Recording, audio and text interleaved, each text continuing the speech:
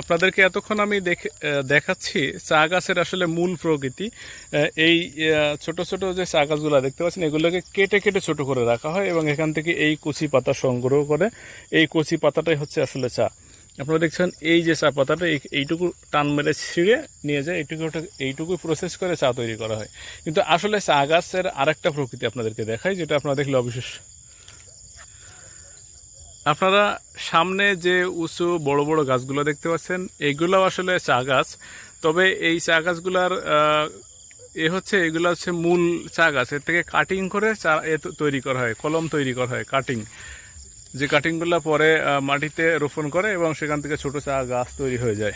এটা হচ্ছে বড় চা গাছ আর কি। এর থেকে কাটিং করে চা পাতা উৎপাদন করে।